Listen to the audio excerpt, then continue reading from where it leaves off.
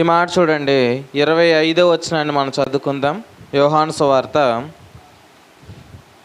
14వ అధ్యాయం 25వ వచనం.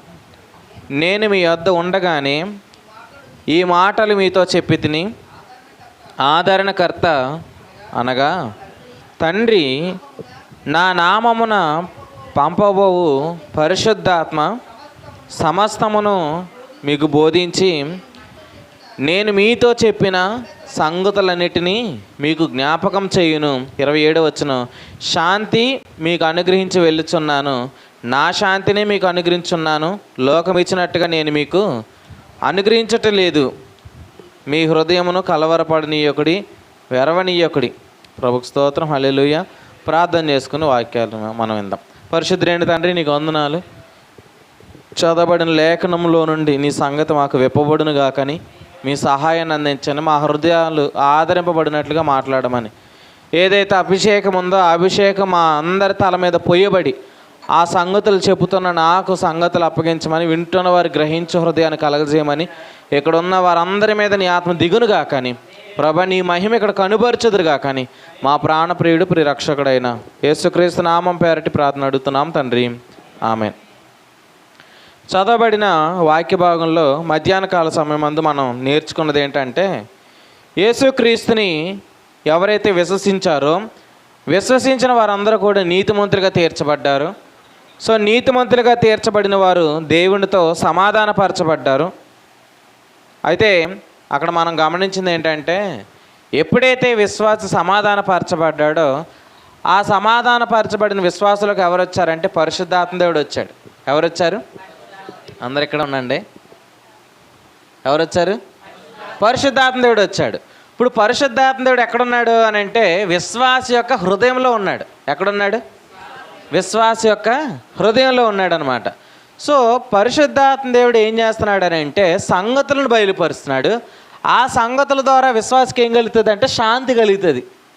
సో ఈ శాంతితో మనం జీవించినప్పుడు జీవితం ఎలా ఉంటుందో మనం మధ్యాహ్న కాల సమయం మందు విన్నాం. అంటే ఫైనల్గా పరిశుద్ధాత్మ ద్వారా ఏం కలగాలి? విశ్వాసకి శాంతి కలగాలి. ఏం కలగాలి? ఎవరైనా శాంతి అని పేరు పెట్టుకున్నారనుకోండి, శాంతి ఉంటుందా? పేరు పెట్టుకున్నంత మాత్రం శాంతి ఉండదు. ఎందుకు ఉండదో దీవెన కుమార్ గారు చెప్పండి. ఎందుకంటే ఆయన ఏం చెప్పాడు? ఆత్మ మీలోకి రావాలి. ఆత్మ మీలోకి వస్తే ఏమిస్తాడు? సంగతులు ఇస్తాడు. సంగతులు ఇస్తే శాంతి కలుగుతుంది. ఇట్లా శాంతి కలగాలనేది ఆయన కోరిక. కానీ కొంతమంది శాంతి కోసం ఏం చేస్తారు? నువ్వు శాంతించు అన్నా కూడా శాంతి రాదు. సంగతుల ద్వారానే శాంతి వస్తుంది. హల్లెలూయా. ఈరోజు వాక్యం ఏంటని మీరు అందరూ కూడా గమనించండి. పరిశుద్ధాత్మ ఇచ్చే ఆ సంగతుల ద్వారా మనం అందరూ కూడా శాంతి కలిగి జీవిస్తాం. ఆ శాంతి ఏ శాంతి అనేది కూడా మన మధ్యాహ్న కాలం మనం చూసామన్నమాట. ఆ శాంతి ఇక్కడ నుండి ఉన్న ఈ లోకంలో ఉన్న శాంతి కాదు. ఆ శాంతి ఏం కాదు. లోకం కూడా శాంతి ఇస్తుంది అనేది మనం విన్నాం కదా. లోకం కూడా ఏమిస్తుందండి? లోకం ఇచ్చే శాంతి ఏంటి చెప్పండి? లోకం ఏమివ్వగలదు? దుష్టుడు ఏమన్నాడు? ఈ రాజ్యముల యొక్క మహిమ అంతా కూడా చూపించాడా లేదా? అంటే లోకం ఏమివ్వగలదు అని అంటే నీకు శరీరానికి కావలసినవన్నీ ఇవ్వగలదు. ఏమివ్వగలదు? లోకం ఏమివ్వగలదు అంటే శరీరానికి కావాల్సినంత ఇవ్వగలదు. కానీ ఇది నిత్యమైన శాంతి కాదనమాట. అందుకే ఆయన ఎక్కడి నుండి తెచ్చాడు ఈ శాంతి అని అంటే ఆయన పరలోకం నుండి వచ్చాడు. పరలోకం నుండి వచ్చేయమన్నాడు అని అంటే నా శాంతిని ఇస్తానంటున్నాడు అనమాట. లోకం ఇచ్చినట్టుగా నేను వేరుగా ఇస్తున్నాను అన్నాడు అనమాట. ఎలా ఇస్తున్నాడంటే పరిశుద్ధాత్మను మనకి ఇవ్వడం ద్వారా ఇస్తున్నాడు. ఎలా ఇస్తున్నాడు? పరిశుద్ధాత్మ ద్వారా మనకి ఇస్తున్నాడు అనమాట. జాగ్రత్తగా ఆ వాక్యాన్ని బట్టి మనం ముందుకి సాగి కొన్ని విషయాలు నేర్చుకుందాం. చూడండి, ఆ శాంతిని మనం వినడానికే ప్రభు మనల్ని అందరిని కూడా ఎక్కడ తీసుకొచ్చాడంటే సంఘంలోనికి తీసుకొచ్చాడు అనమాట. ఎక్కడ తీసుకొచ్చాడు? సంఘంలోనికి తీసుకొచ్చాడు. ఈ సంఘంలో ఒక పరిచర్య ఉంది. ఆ పరిచర్య ఏంటో చదువుతారండి. కొరింథీయులకు రాసిన 2వ పత్రిక 3వ అధ్యాయము. కొరింథీయులకు రాసిన 2వ పత్రిక 3వ అధ్యాయము చూడండి ఒకసారి ఈ మాట చదువుకుందాం. కొరింథీయులకు రాసిన 2వ పత్రిక 3వ అధ్యాయము 9వ వచనాన్ని చదువుకుందాం.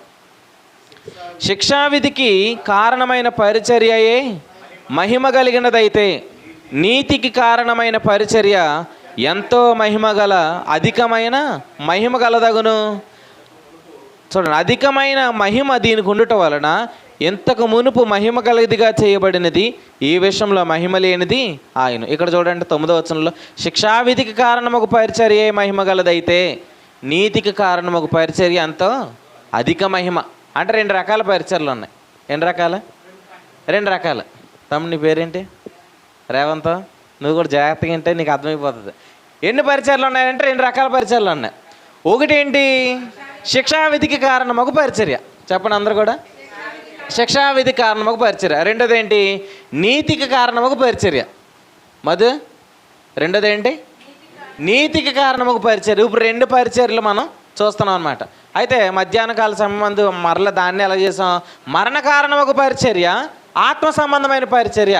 మరణ కారణం ఒక పరిచర్య, శిక్షావిధి కారణం ఒక పరిచర్య, ఆత్మ సంబంధమైన పరిచర్య, నీతి కారణం ఒక పరిచర్య. ఇప్పుడు ఎన్ని పరిచర్యలు ఉన్నాయి? 2 పరిచర్యలు ఉన్నాయి. అవి ఎక్కడ ఉన్నాయి? వాక్యంలోనే ఉన్నాయి. కానీ 2 దేవుని చిత్తం కాదు. ఏం కాదు? 2 పరిచర్యలు దేవుని చిత్తం కాదు. అబ్రహాం జీవితంలో ఎంతమంది ఉన్నారంటే 2 స్త్రీలు ఉన్నారు. ఒకరు హాగరు, ఇంకొకరు శారా. అంతే కదా. శారా ఎవరు? అబ్రహాం గారి భార్య. ఇప్పుడు దేవుని చిత్తం ఏంటనంటే ఆదాముకి ఆయన ఒక్క భార్యనే ఇచ్చాడు. అబ్రహాం జీవితంలో ఎంతమంది ఉండాలా? ఒక్కరే ఉండాలా. కానీ ఎంతమంది ఉన్నారు? 2 ఉండాలి. అది దేవుని చిత్తం కాదు. అందుకే ఏమన్నాడు? దాసిని దాసుకుమారుని వెళ్ళగొట్టమన్నాడు అనమాట. అంటే 2 పరిచర్యలు ఏం కాదు? దేవుని చిత్తం కాదు. ఒకటే దేవుని చిత్తం. అంటే ఇప్పుడు 2 కూడా ఒకటే దేవుని చిత్తం. 2 ఏళ్ళు పట్టుకుని 1 ఏళ్ళు పట్టుకో. ఒకటేంటి? మరణ కారణమకు పరిచర్య, ఇంకోటి ఏంటి? నీతి కారణమకు పరిచర్య. ఇప్పుడు 2 నువ్వు ఏది పట్టుకున్నావు అనేది ఎవరికి ఇచ్చాడు? ఆయన మనకిచ్చాడనమాట. కానీ ఒక విషయం అయితే చెప్తాను ఏంటంటే, ఒక పరిచర్ని పట్టుకుంటే మరణం ఉంది, ఇంకో పరిచర్ని పట్టుకుంటే జీవం ఉంది. ఇప్పుడు 2 మీరు చెప్పండి, ఏది దేవుని చిత్తం? మరణం ఉండేది దేవుని చిత్తమా, జీవం ఉండేది దేవుని చిత్తమా? జీవం ఉండేదే దేవుని చిత్తం కదా. ఇప్పుడు ఆ జీవం ఉండే దేవుని చిత్తాన్ని ఏమన్నాడు? నీతికి కారణమొక పరిచర్య. ఏ పరిచర్య? నీతి కారణమొక పరిచర్య ఏమన్నాడంటే అత్యధిక మహిమ కలిగిన పరిచర్య. ఏ పరిచర్య? అంటే జీవానికి ఏముంది అని అంటే అత్యధికమైన మహిమ ఉంది.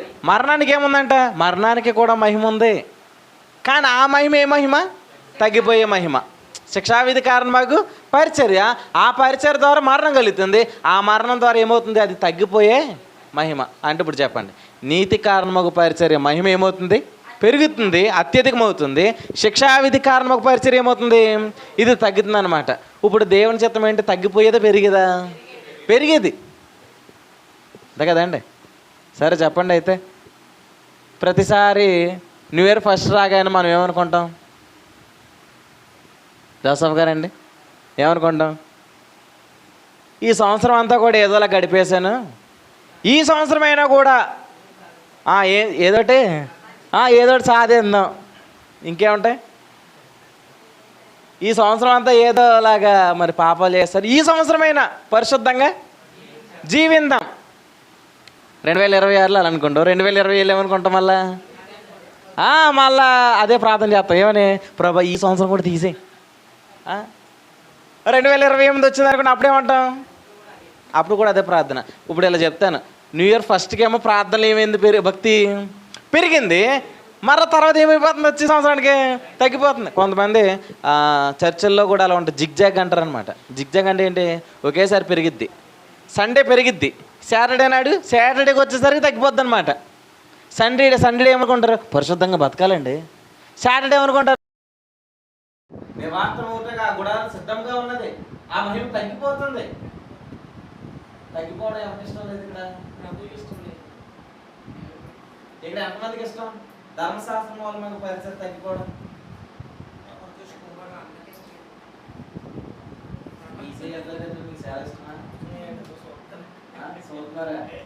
ఇప్పుడు ధర్మశాస్త్రం వల్ల మనకు పరిస్థితి తగ్గిపోవడం మీకు ఇష్టమే కదా? మీకు నచ్చినా నచ్చకపోయినా ఏదో రోజు ఏమైపోతున్నది? ఖచ్చితంగా తగ్గిపోతున్నది. ఎందుకంటే తగ్గిపోవడం మీ చిత్తం కదా, ఆయన చిత్తం. చాలా బాధగా ఉన్నాయండి. ఆయన అన్నప్పుడు దేవుడు. ఎందుకంటే అబ్రహాంకి కూడా అదే బాధ కలిగింది. ఏంటి? నేను ఎలా పంపించాను? ఎవరిని? హాగర్ని నేను ఎలా పంపించమంటావు అని తొక్కుపడుతున్నాడు అనమాట. ఆయన దేవుడు డైరెక్ట్ గా మాట చెప్పాడు ఏంటంటే దాసి కుమారుని వెళ్ళగొట్టము అన్నాడు అనమాట. ఎందుకంటే దాసి కుమారుడు నీకు ఎంత ఉండడు దేవుని చిత్తము కాదు కాబట్టి ఏం చేయాలా? వెళ్ళగొట్టాలి. కాబట్టి ధర్మశాస్త్రంలో పరిచర్య ఏమైపోతుంది? అది తగ్గిపోతుంది. కాబట్టి ప్రభు నేను ఎక్కడ అంటున్నాడు? నీతి కార్యక్రమ పరిచర్య. అంటే నేనున్న సంఘంలో ఈ 2 పరిచర్లు ఉన్నాయి. అయితే ఏ సంఘంకి వెళ్ళాలి అంటే నీతి కార్యక్రమ పరిచర్య ఎక్కడ ఉందో వెతుక్కుంటూ వెళ్ళాలి. ఎందుకంటే ధర్మశాస్త్రంలో ఒక పరిచర్య ఉన్న చోట అక్కడ ఏమైపోతుంది? మహిమ అంతా తగ్గిపోతుంది. ఏదో రోజు ఏమైపోతుంది? అంతమైపోతుంది. మరి అక్కడ నువ్వు ఉంటే చెప్పండి. ఇప్పుడు ధర్మశాస్త్రంలో పరిచయం దగ్గర ఉన్నాం అనుకోండి, ఏం జరిగింది? మనం అంతమైపోతుందంటారు ఏంటండి? మనకు అంత లేదు కదా. కానీ ఏం జరుగుతుంది ఇప్పుడు ఆలోచించాలి. చెప్పండి సాంప్రదాయం ఏం జరిగింది?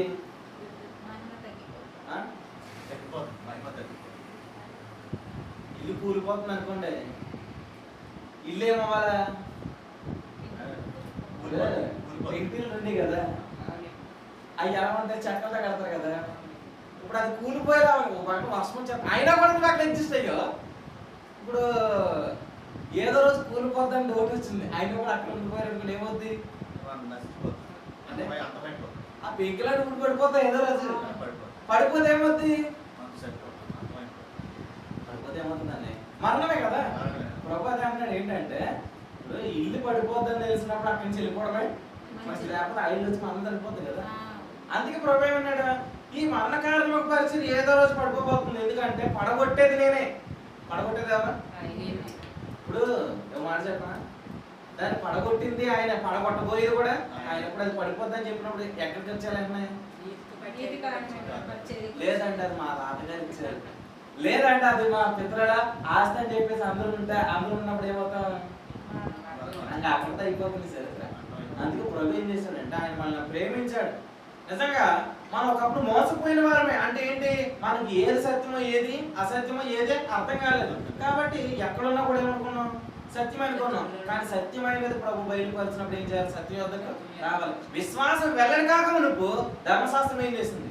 బాల శిక్షకుడు అయింది. ఇప్పుడు బాల శిక్షకుడు దగ్గర ఉండడానికి ఇది ఆ కాలము కాదు. ఇప్పుడు ఎక్కడికి రావాలా? విశ్వాసం దగ్గరికి రావాలి. చెప్పండి, ఎక్కడికి రావాలా? అంతే కదండి. ఎలిమెంటరీ స్కూల్ అయిపోయిన తర్వాత ఎక్కడ రావాలా? హై స్కూల్కి రావాలా? అంతే కదా. హై స్కూల్కి రావడానికే ఫస్ట్ ఎక్కడ వేసారు? నేను ఆ లెక్క మీద రావాల్సింది. ఇప్పుడు ధర్మశాస్త్రం ఉంది, ఇన్ని సంవత్సరాలు గడిపేసాం. ఎందుకు ఇన్ని సంవత్సరాలు గడిపామంటే ఏదో రోజు ఏం రాబోతుంది? చెప్పండి. ఈ పరిచయం రాబోతుంది. ఇక్కడ నువ్వు రావడానికే అక్కడ నేను పెట్టాడు అనమాట. కానీ కొంతమంది అనుకున్నారు అక్కడే ఉండిపోతానని అనుకున్నారు. యేసుక్రీస్తు నామమున వాళ్ళకి విడుదల కలుగును గాక. ఇక్కడికి వచ్చినప్పుడు ఏం జరుగుతుంది అంటే జీవం దొరుకుతుందండి. మీరు ఆలోచించండి, ధర్మశాస్త్రం మూలమైన ఆ జీవితంలో ఏదైతే 10 ఆజ్ఞలు బట్టి నేను బతకాల, లేకపోతే నేను జీవించాలని కష్టపడాల అని ఏదైతే భక్తి ఉందో, ఆ భక్తులు ఏ వ్యక్తి నీతిమంతుడు కాలేడు, ఏ వ్యక్తి విశ్వాసం మూలంగా జీవించలేడు అనమాట. కానీ ప్రభు ఏదైతే తెచ్చాడు, ఏ పరిచర్య చెప్పండి అందరూ? నీతి కారణము పరిచర్య. 2 సార్లు చెప్పండి అమ్మా. నీతి కారణము పరిచర్య. నీతి కారణము ఆ పరిచర్య. ఆ పరిచర్య ఏముంది? జీవం ఉంది. మెయిన్ ముఖ్యంగా చెప్పండి, నీతి ఉంది. ఏముంది? అంటే ఈ పరిసరం ఉన్న వాళ్ళు ఏమనుకుంటారు? నేను నీతిమంతులని అనుకుంటారు. కాకినాడలో నీతిమంతులని ఎంతమంది అనుకుంటున్నారు? నేను నీతిమంతునండి అని ఎంతమంది అనుకున్నారు కాకినాడలో? చెప్పండి, కాకినాడలో ఎవరు లేరు?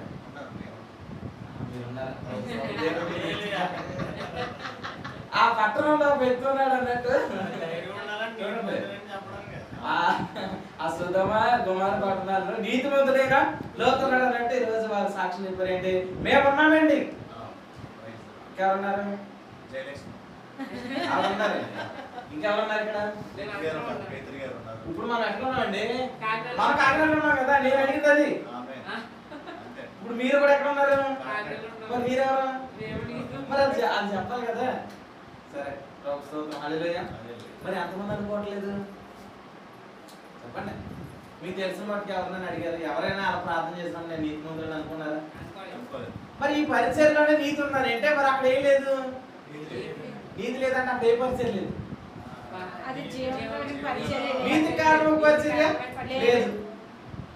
అంతే కదా, ఇంకా నీతి లేదంటే ఏం లేదు, నీతి కారణం పరిచయం లేదు. నీతి కారణం పరిచయం లేదంటే అక్కడ ఏం లేదు, దేవుని చిత్తం లేదు, ఇంకోటి ఏంటి, జీవం లేదు, ఇంకేంటి, మహిమ లేదు. సరే ఈ పదాలని పదే పదాలే కానీ నేను చెప్తాను ఏంటంటే, అంటే ఇంకా కూడా కాకినాడలో ఏమి అవుతుంది, శిక్షావిధి కారణం పరిచర్య అవుతుంది. అయితే ప్రభు ఈ ప్రాంతానికి ఒక పరిచయం తీసుకొచ్చాడు, ఏంటి, నీతి కారణం పరిచర్య. ఈ పరిచర్యకి అంతమే లేదు. హల్లెలూయా.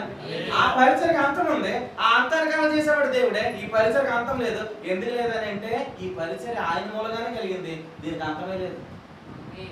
ఈ పరిచర్యలో ఉన్నవాడు కూడా ఏం లేదు, అంతం లేదన్నమాట. హల్లెలూయా. యేసుక్రీస్తు నామములో అది మీకు అర్థమవును కానీ అంటే ఇప్పుడు మనం ఎక్కడ ఉండడం మంచిది, ఈ పొలం విడిచిపెట్టి పోవద్దు అన్నాడు. ఆ పొలం ఎవరిదే, అది పోయేస్తుంది. ఈ పరిచయం విడిచిపోవద్దు, ఈ పరిచయం ఎవరిదే, మరి అంతే. మరి రూత్ అక్కడ ఉన్నందుకే కదా రూత్ అక్క జీవితంలో ఏం జరిగింది, ఆ పొలానికి ఏరుకోవడానికి వచ్చింది, ఆ పొలానికి వారసురాలు చెప్తారు, ఆ పొలానికి CEO అయింది. ఏమైంది, CEO వాండ్రం ఆవిడే. ఇప్పుడు ఒకప్పుడు ఏరుకుంది కదా, ఏరుకోవడం కాదు, ఇప్పుడు ఆవిడ బోయాజు భార్య. ఒకప్పుడు మా వెనకాల ఏరుకుందని కాదు, ఇప్పుడు ఆమె ఆ పొలానికే వారసురాలు అనమాట. అంటే ప్రభు మనల్ని ఎక్కడ తీసుకొచ్చాడు అంటే ఆయన పొలంలో ఏరుకోవడానికి తీసుకొచ్చాడు. హల్లెలూయా. ఆయన పొలంలో ఏరుకుంటే ఆయన ప్రొటెక్షన్ మనకి ఉంటుంది. ఇది ఎవరి పొలం, ఆయన. ఇది ఎవరి పరిచర్య, నీతి కారణం పరిచర్య ఆయనది. ఖచ్చితంగా ఆయన ఏం చేస్తాడు, దీన్ని అత్యధికమైన మహిమతో ఖచ్చితంగా నింపుతాడు. యేసుక్రీస్తు నామములో ఆ మహిమలో మనం ఉండుము గాక, ఆ మహిమను మనం చూచుదుము గాక. అసలు ఆ మహిమకే అంతం లేదని అంటే ఆ మహిమను చూస్తున్న వాడికి ఏం లేదు, నేను తగ్గిపోతానేమో అనే భయాలు మనకి అవసరం లేదు. ఏమోనండి పాపం చేస్తానేమో భయం ఉందండి అని అర్థం ఉంది. దగ్గరికి సిస్టర్ గారు, బ్రదర్, మీరు ఆలోచన చేయండి. ఈ పరిచర్లో ఆ యొక్క ఆలోచనే లేదు. ఎందుకంటే ఈ పరిచయం తగ్గిపోయే అవకాశం లేదు. మహిమ నుండి అధిక మహిమకి వెళ్తుందంట. ఈ గ్రాఫ్ ఎలా వెళ్తుంది, ఇది పైకే తప్ప ఈ గ్రాఫ్ ఎక్కడ కాదు, కింద కాదు. అంతే కదండి. రోజులు బాగున్నాడండి, ఇప్పుడేమో తగ్గిపోయినట్టు ఉన్నాడండి అని అంటే అర్థం ఏంటి, ఇప్పుడు వచ్చిన వాళ్ళే కొన్ని రోజులు బాగా ఉన్నాడండి, మళ్ళీ తగ్గిపోయాడు అర్థం ఏంటి, మళ్ళీ ఎక్కడ అడిగెట్టాడు, మళ్ళీ ఎక్కడ అడిగెట్టినట్టు, ఎందుకు అడిగెట్టినట్టు, ఎందుకంటే ముందు విడిచిపెట్టిన కూడా ఉంటాడు అలాగే అన్నట్టుది. ఇప్పుడు చాలా అందంగా కనబడుతుంది. అక్కడే ఉండుంటే నేను చాలా బాగుండేది అనిపిస్తుందా? ఇప్పుడు మాట చెప్తాను జాగ్రత్తగా. ఇప్పుడు ఇశ్రాయేల్ ఎక్కడి నుంచి వచ్చారు, ఐగుప్తు నుండి వచ్చారు. వచ్చేసిన తర్వాత ఇశ్రాయేల్కి ఏమనిపించదు, ఐగుప్తులో తిన్నా ఉల్లిపాయలు, ఐగుప్తులో తిన్నా కీరదాసులు, ఐగుప్తులో తిన్నా ఆ మాంసం, ఇవన్నీ జ్ఞాపకం వస్తున్నాయి. అంటే ఇప్పుడు ఐగుప్తు ఏంటి, ఐగుప్తులు మంచిది అనుకున్నారు. ఇప్పుడు ఐగుప్తులో ఉండడం కూడా ఏమనుకున్నారు, మంచిది అనుకుంటున్నారు. మంచిదా, మరి వాళ్ళ మంచిది అంటున్నారు, మీరు ఎందుకు మంచిది కాదన్నారు? నిజంగా మంచిది ఎందుకు వచ్చారు మీరు, ఎందుకు ఏడ్చారు ఆ రోజు? అయ్యో నేను ఎంత దౌర్భాగ్యం, నీటి మరణంలో నుంచి నన్ను ఎవడు విడిపించను, నేను బతకలేకపోతున్నాను అనే ఫీలింగ్తో కదా పాపం మనం ఉన్నాం. నా వల్ల కావట్లేదు, పాపం చేయకుండా నేను ఉండలేకపోయాను, నా వల్ల ఇది కంట్రోల్ చేసుకోలేకపోతున్నాను, ఇట్లాంటి ఆలోచనలోనే కదా మనం ఉన్నాం. అలా ఉన్నతిగా ప్రభు ఏం చేశాడు, ఈ పరిచయం తీసుకొచ్చాడు. ఇక్కడికి వచ్చిన తర్వాత కొంతమంది ఎవరు కొంటారు, ఒకప్పుడుదే అనుకుంటారనమాట. విడిచి వచ్చిన ఇంటికి వెళ్ళేది ఎవరు, దైవమే. విడిచి వచ్చిన ఇంటికి వచ్చింది ఎవరు, దైవమే. లోకాసు వార్తలు ఏముందంటే అపవిత్రాత్మ ఒక మనిషిని వదిలిపోయి అది ఎక్కడికి వెళ్తుంది తెలుసా, అక్కడ చదవండి ఒకసారి ఆ మాట. అపవిత్రాత్మ ఒక మనిషిని విడిచిపోయి అది ఏం చేస్తుందంటే మరలా తాను విడిచిపెట్టిన చోటికి మరలా వచ్చిందనే మాట ఉంటుంది అనమాట. 12వ అధ్యాయము మత్తయి సువార్త అండి, చూడండి ఒకసారి అందరూ కూడా మాట. మత్తయి సువార్త 12వ అధ్యాయము 43.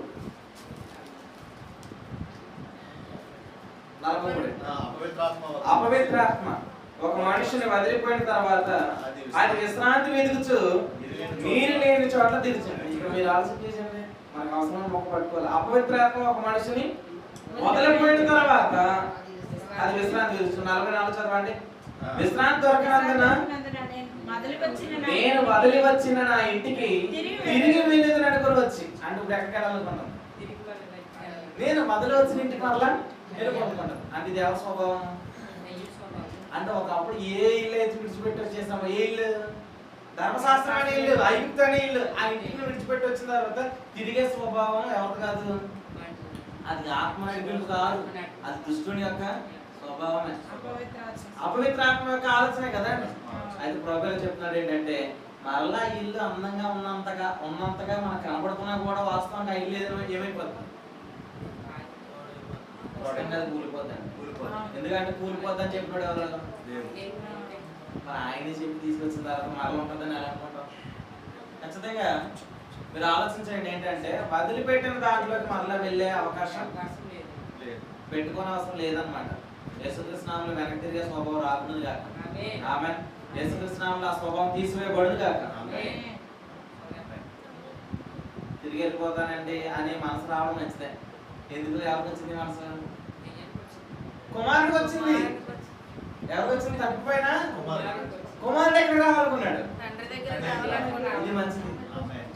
ఇప్పుడు నేను అక్కడ తప్పు చేసేసి ఇంత నష్టాన్ని చూస్తున్నాను, నేను మరలా ఎక్కడికి వెళ్ళాలా? ఆ పరిచయలోకి వెళ్ళాలి అని అనుకుంది. ఈ స్వభావం ఎవరిలో కనిపించింది? నయోమిలో కనిపించింది. ఆమె కూడా ఎక్కడికి వచ్చింది? బెత్లెహేముకి వచ్చింది. దుష్టుడు వెళ్ళినట్టు కాదండి. దుష్టుడి స్వభావం ఎక్కడికి? దేవుడు ఎక్కడి చేత తీసుకొచ్చాడో అక్కడే నడిపిస్తున్నాడు. కానీ కుమారుడు ఇప్పుడు ఎక్కడికి వెళ్ళాడు? కుమారుడు మళ్ళీ లోపలికి వెళ్ళినా కుమారుడు మళ్ళీ ఎక్కడికి వచ్చి అవకాశం? కుమారుడి యొక్క స్వభావం నిజంగా ఆలోచించండి.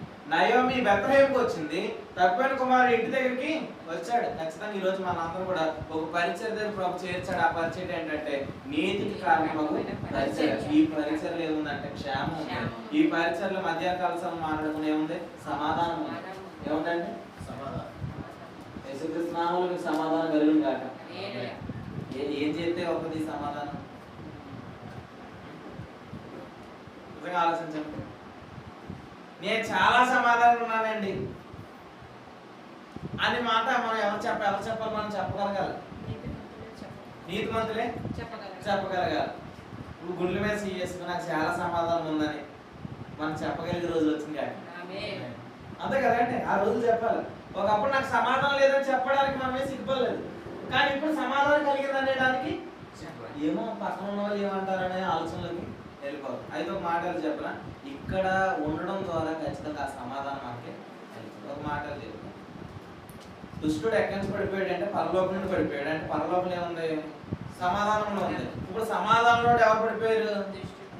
దుష్టుడు పడిపోయాడు. కానీ యేసుక్రీస్తు పరలోకం నుండి దిగి వచ్చి మళ్ళీ ఎక్కడికి ఎక్కించాడు? ఆయన సమాధానానికి ఆయన ఎక్కించాడు. ఎక్కడి నుంచి దుష్టుడు పడిపోయాడో ప్రభు మళ్ళీ అక్కడికి. ఈ విషయం ఎవరు నచ్చదు?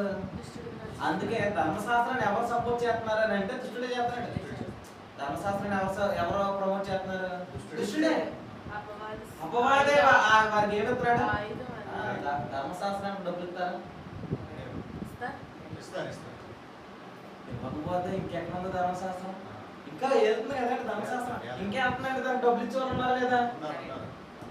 మీరు ఎవరు లేకుండా కానీ ధర్మశాస్త్రానికి చీరలు ఇచ్చేవాళ్ళు, ధర్మశాస్త్రానికి టీలు కాఫీలు ఇచ్చేవాళ్ళు ఉంటారు లేదా? వారు ఉన్నంతకాలం కూడా ధర్మశాస్త్రం ఏం చేస్తుంది? అంతే కదండి. ఇంకా పొమ్మన్నాలి ఎవరిని? అబ్రహాం ఎవరన్నా వెళ్ళిపోమన్నాలా? మరి ఐదు వచ్చాయి కదా, నువ్వు వెళ్ళు అని చెప్పేసి ఎవరితో చెప్పాలా? దానికి ఇంకా టీ కాఫీలు ఇచ్చారనుకోండి, ఏం చేస్తారు? ఎవడి అట్లా ఉంటామన్నమాట. అంతే కదండి. సౌకర్యాలు, ఇదిగో మంచం నీకే, సోఫా నీకే, ఫ్రిడ్జ్ నీకే, ఇవన్నీ వాడుకో అని చెప్పి ఒక రూమ్ కట్టించి దానికి ఇచ్చామనుకోండి, ఏమవుతుంది? ఆయన సెటిల్ అయిపోతుంది. అది ఉన్నంతకాలం నీ జీవితంలో ఆయన పని చేయలేడు. మతం అనేది ఉన్నంతకాలం కూడా ఆత్మ పని చేయలేడు. మీరు ఆలోచించండి, పాత నిబంధనలో మతం ఏరినంత కాలం కూడా ఎవరు పని చేయలేదు? ఆత్మ పని చేయలేదు. ఎవరు పని చేయలేదు? ఎందుకంటే అక్కడ సమాధానం లేదు, అక్కడ ఆత్మ లేడు. కానీ ఇప్పుడు కొత్త నిబంధన పరిచయాల్లో మనం ఎవరు? నీతిమంతులు. మనలో ఎవరున్నారు? ఆత్మగాడు. ఇప్పుడు మనలో ఎవరు పని చేయాలా? ఆత్మ. ఇప్పుడు ఆత్మ పని జరిగినంత కాలం నీకు సమాధానంగానే ఉంటాం. హల్లెలూయా. ఎందుకంటే ఆత్మ పని జరిగినంత కాలం కూడా మనం ఎక్కడ ఉంటాం? పరలోకంలో ఉన్నట్టుగా ఉంటాం. శ్రీనివాస్ అట్ల గారు ఉన్నారండి. ఇప్పుడు ఆయనలో పరిశుద్ధాత్మ ఉన్నాడు. ఆయనలో ఉన్న ఆత్మ ఆయన మీదకి వస్తే ఇప్పుడు ఆయన ఎలా జీవించగలుగుతాడు? శరీరంలో లేనట్లు జీవించగలుగుతాడు. ఇప్పుడు శరీరంలో ఒకసారి లేవు అని అనుకోండి. ఒకసారి ఏమన్నా మీరు అందరూ నేను శరీరంలో లేనండి అనుకున్నారా? మనసులో అనుకోండి. ఒకసారి బయట చెప్పండి. నేను శరీరంలో లేను. సరే, ఎప్పుడన్నా మీరు ఎంతమంది ఒప్పుకోతుంది? ఎందుకు పోతుందండి? హల్లెలూయా. ఇప్పుడు శరీరంలో లేవన్నప్పుడు ఒప్పుకోతలు ఉండవు. శరీరంలో లేవన్నప్పుడు రేపు రేపు ఏం చేయాలా, రేపు ఎలా జరుగుతుంది, ఇవన్నీ చింతలు ఉంటాయా? అలా ఇప్పుడు అలా జీవించగలుగుతామా? అడుగుతాం చెప్పండి. శరీరంలో ఉండి శరీరంలో లేనట్టు జీవించగలుగుతామా? చెప్పండి. మీరు చెప్పిన ఎడలా మీకు ముక్కలు వేస్తారు, చెప్పకపోతే మిస్ అయిపోతారు. చెప్పండి. శరీరం నుండి శరీరంలో లేనట్టు జీవించగలుగుతారా అండి? జీవించలేరన్నారు ఎవరు? కరుణ్ కుమార్ గారు. ఇంకా మధుబాబు, చెప్పాబు జీవించలేరు. యాకమయ్యారు. జోసఫ్ గారండి, మీరేం చెప్తారు? చెప్పండి. ఇంకా ఆమెకు చెప్పి జీవించగలమా? ఇంకా మీరు అంతర్గతి కలగలుగుతున్నారంటే ఈ మొక్కతో మీరు తిరుగుతారు అన్నమాట. చెప్పండి. శరీరంలో ఉండి శరీరంలో లేనట్టు జీవించగలమా? అట్లా జీవించడానికి మీరు ఎవరున్నారు? పరిశుద్ధాత్మ ఇచ్చాడంటే అర్థం ఏంటి?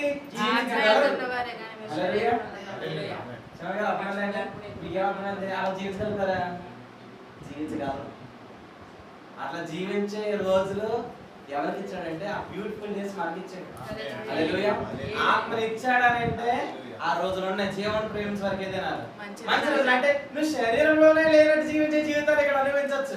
ఆ కాలానికి నువ్వే వారసురాలు, ఆ కాలానికి నువ్వే వారసులు. అవన్నీ నీకే భద్రం చేశాడు. ఆ భద్రపరచబడిన జీవాన్ని పొందకుండా దుష్టుడు వచ్చి ఏం చేస్తున్నాడు? ధర్మశాస్త్రములు ఆ పరిచయం ఏం చేస్తున్నాడు? సపోర్ట్ చేస్తున్నాడు. ఆ పరిచయం ఏనంత కాలం కూడా మనం ఏమో ఒప్పుకోవట్లేదు, నీతి పొందులు అని ఒప్పుకోవట్లేదు. కాకినాడలో అందరూ పాపం కూడా ఎందుకు అనుకున్నారు? పాపులు కాబట్టి కదా? కాదు. యేసుక్రీస్తు నమ్మిన వారందరూ ఎవరు? నీతిమంతులుగా తీర్చబడ్డారు. వారందరూ కూడా పరిశుద్ధాత్మ ముద్రించబడ్డారు. అయినా కూడా వారిలో పరిశుద్ధాత్ముడు ఉన్నాడు, కానీ వారిలో పరిశుద్ధాత్ముడు పని చేయట్లేదు. ఎందుకంటే వారు నీతిమంతులు అని ఒప్పుకోవట్లేదు. ఎప్పుడన్నా మీరు అందరూ నీతిమంతులు, ఎప్పుడన్నా మీరు అందరూ ఆత్మ పని చేయను కాదు. ఆత్మ ఉన్నాడు లేదో, పరిశుద్ధాత్మ ఉన్నాడు లేదో, దానికి అట్లా కాదు. ఇంకా యేసుక్రీస్తు ఎత్తపడతాం లేదో, ఇట్లా డౌట్లు దాన్ని నిండిపోయాడండి. డౌట్లు అన్నీ యేసుక్రీస్తు నామములో ఆ డౌట్లన్నీ సమాధానం కలుగుగా. ఇంకా చెప్తాను, ఈ పరిచర్కి ఏ లేదన్నాను? అంతం లేదు. ఏ పరిచర్కి అంతం లేదు? నీతి కాలంలో పరిచర్కి అంతం లేదు. ఎందుకంటే ఈ పరిచర్య శిలువలో వెత్తబడింది. ఆ వెత్తబడిన పరిచర్యకి ఆయన ఏమిచ్చాడు? దేహం ఇచ్చాడు. అపోస్తలుల 2వ అధ్యాయంలో ఏం జరిగిందని అంటే, ఆత్మ వచ్చాడు. ఆత్మ వచ్చిన తర్వాత ఈ పరిచర్య స్టార్ట్ అయింది. అప్పుడు స్టార్ట్ అయిన పరిచర్య ఇప్పటికీ కూడా ఏమవలేదు, అంతం అవ్వలేదు, అవ్వదు. ఎందుకంటే ఈ పరిచర్య ఎవరి ద్వారా స్టార్ట్ అయింది? ఆత్మ ద్వారా స్టార్ట్ అయింది. ఈ పరిచర్య అంతమే లేదు. ఏమో ఆగిపోతామోనండి అని అనుకుంటే నువ్వు ఆగిపోతావు, కానీ పరిచర్య ఆగదు. అంతే కదండి? ఆగని పరిచర్య. అందుకే నిర్మాణం ఏమన్నాడు? సాగిపోడి. ఎందుకంటే సాగిపో చేసేది ఎవరు? ఈ పరిచర్య ఎందుకు ఆగదు? ఒక మాట చెప్పి నేను ముగిస్తాను. చాలాసార్లు మనం ఏమనుకుంటాం అంటే వాక్యం తినేసి రేపటి నుంచి చూసుకుందాం అండి అనుకుంటాం. ఏమనుకుంటాం? రేపటి నుంచి చేసేద్దాం, రేపటి నుంచి పాటించేద్దాం, రేపటి నుంచి అని అనుకుంటాం లేదా? అంటే అంతకంటే బాగారండి. రేపు ఎందుకు వాడతాం?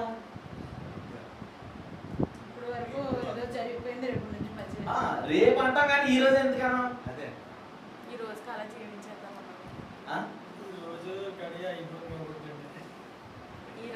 ఈ రోజు ఎలా సాధించట్లేదు, ఈ రోజు ఓడిపోతున్నాం. మళ్ళీ రేపు ఏమన్నా రేపు ఈ రోజు సాధించలేదు, రేపు ఎలా సాధిస్తారు? అంతే కదండి. ఇప్పుడు ఈ రోజు అవ్వట్లేదండి నా వల్ల, మళ్ళీ పైగా నేను ఏం చెప్తున్నాను, రేపు సాధించేస్తారని అంటున్నాను. ఈ రోజు అవ్వలేదు, రేపు సాధించాలని ఎందుకు అనుకుంటున్నాను? రేపు సాధిందాం నువ్వు అనుకుంటున్నావు అంటేనే దుష్టుడు ఆలోచన. ఎందుకంటే ప్రభు ఇచ్చిన టైం ఏంటో తెలుసా? నేడు అనబడి సమయం. ఒకసారి అందరూ మాట చెప్పండి, నేడు అనబడి సమయం. చెప్పండి, మరోసారి చెప్పండి, నేడు అనబడి సమయం. నేడు అంటే ఈ రోజే. ఈ రోజులోనే నువ్వేం చేయొచ్చు? జీవించవచ్చు. అసలు అంటే రేపు రేపు అనేది లోకం చెప్పినా, లోకం ఎప్పుడు అదే అనుకుంటుంది. కానీ మీరు అనుకుంటారు కాక మీ జీవితంలో రేపు అవసరం లేదు. ఎందుకంటే మీ జీవితంలో ఈ రోజే, ఈ రోజు నుండి మన జీవితంలో స్టార్ట్ చేయొచ్చు. ఈ రోజు నుండి అవి ప్రారంభించవచ్చు. ఈ రోజు నుండే, ఈ రోజు నుండే. ఎందుకంటే ప్రభు ఇచ్చిన డే ఈ రోజే. హల్లెలూయా. ఇది ఏ మిక్కిలి అనుకూలమైన సమయం అన్నాడు అన్నమాట. ఒక మాట చెప్పి నేను ముగిస్తాను, దేవుని సేవకులకి సమయాన్ని అప్పగిస్తాను. చాలా సార్లు మనం ఇదే అంటాం కదా, నేడు రేపు. సీటోడు వచ్చి సీట్ కట్టాలంటే ఏమంటారు? వచ్చే వారం అంటారు కదండి. వచ్చే వారం వస్తే వచ్చే వారం ఏంటి అంటారు, మళ్ళీ కట్టేస్తామండి, బయట వాళ్ళు కొంటారు అనమాట. అట్లా ఎక్కడికి వచ్చేసారు? వాక్యం దగ్గరికి వచ్చి కూడా రేపు పాటి చెప్పానండి, ఎలా చెప్తాను చెప్పండి. 10 కొంచెం కష్టపడితే అయిపోతుందండి. కష్టపడితే సాధించలేదు ఏదీ లేదు అని చెప్పేసి మోటివేట్ చేసినంత మాత్రాన సాధించలేం. నా కృషి చేత కాదయ్యా, ఏదైనా నీ కృప మాత్రమేనయ్యా. నా కృషి చేత కాదయ్యా, ఏదైనా నీ కృప మాత్రమేనయ్యా. ఈ పాట ఎంత పాడతారు? పాట పాడినప్పుడు ఫీల్లోకి వెళ్ళిపోతారు. నా కృషి కాదుగా, నీ కృప ఇదిగా అని అనుకుంటాం. కానీ మరలా దేన్ని పట్టుకుంటాం? మరలా ధర్మశాస్త్రం పట్టుకుని రేపు సాధించేద్దాం అనుకుంటాం. ఇది దుష్టుని ఆలోచన. యేసుక్రీస్తు నామములో ఆ మనసు మనలో కలుపుకుంది కాక ఆమె. దానికి ప్రభు ఏం పెట్టాడు? పురుషుడు పెట్టాడు. మీరు పెట్టదు కాక ఎప్పుడు పెడతారు? రేపు అన్నారంటే మీరు వెళ్ళలేదండి. ఈ రోజు అన్నారంటే నేడు అంటే ఈ క్షణమే మనం దాన్ని పురుషుడు పెట్టడం. ఏంటి? మరణ కారణోపరిచరికి పురుషుడు పెట్టాం. చెప్పండి. శిక్షావిధి కారణోపరిచరికి పురుషుడు పెట్టాం. మరి నీతి కారణోపరిచరికి ఎందుకంటే దానికి అంతమే లేదు కదా. ప్రభు స్తోత్రం, హల్లెలూయా. ఇక్కడ ఆత్మ పని జరుగుతుంది కాబట్టి దీన్ని ఎవరు ఆపలేరు. ధర్మశాస్త్రం ఎవరు పని చేయరు? ఆత్మ పని చేయండి. చెప్పండి, ఎవరు పని చేయరు? కొంచెం పని చేయండి, వచ్చి నన్ను విడిచిపెట్టద్దు అని అన్నప్పుడు ఆయన ఏం చేయలేడు? ఎందుకో చెప్పండి ఎవరైనా. ధర్మశాస్త్రం ఎవరు చేయాలా? నేనే చెయ్యాలా? మరి నేనే చేయాలన్నప్పుడు ఆయన చేస్తాడు. మన పేరుకి ఏమన్నా నువ్వు చెయ్యగా, కానీ ఎవరు చేసేసుకుంటున్నారు? అలా చేస్తే ఎలా ఉంటుందండి? పాస్టర్ గారు నాకు పని చెప్పారు, చెప్పి ఆవిడే చేసేస్తున్నారు అనుకోండి, నాకు ఎలా ఉంటుంది?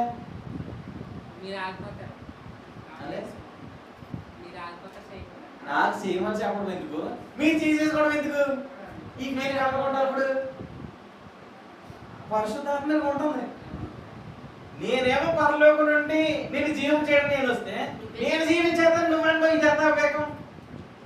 మరి అంతే కదండి.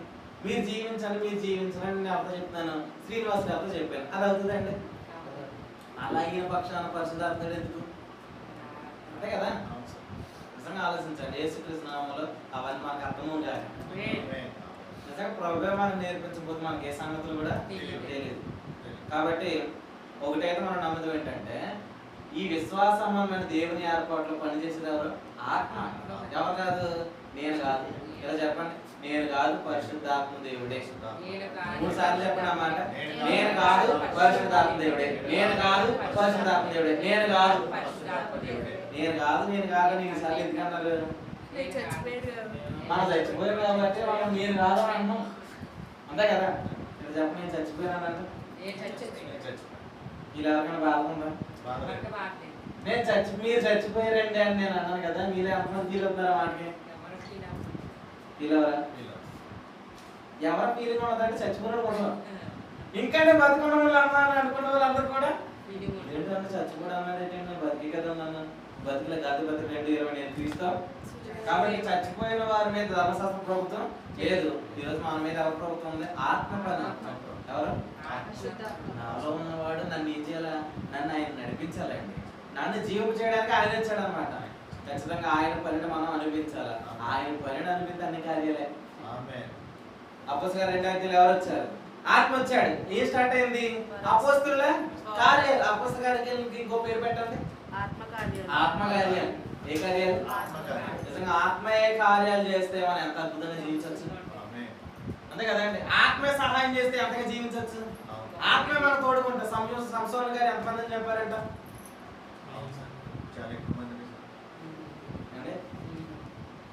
చెప్పండి, తప్పేం పర్లేదు. 10,000 మందినా? 1000 మందిని చెప్పాడు. దేంతో? గాడిద దవడతో. అంటే ఇప్పుడు ఆయన ఎన్ని చేతుల శక్తి వాడాడు అంటే, ఒక్క ఆత్మ మన మీద దిగితే కార్యాలు జరిగితే ఆ కార్యాలు నువ్వు ఊహించలేనంత గొప్పగా జరుగుతాయి. చివరిగా నేను ఒక్కసేపు ముగిస్తున్నాను ఏంటంటే, దేవదూతలు కూడా తొమ్మిది చూసి అంత గొప్పగా జరిగింది.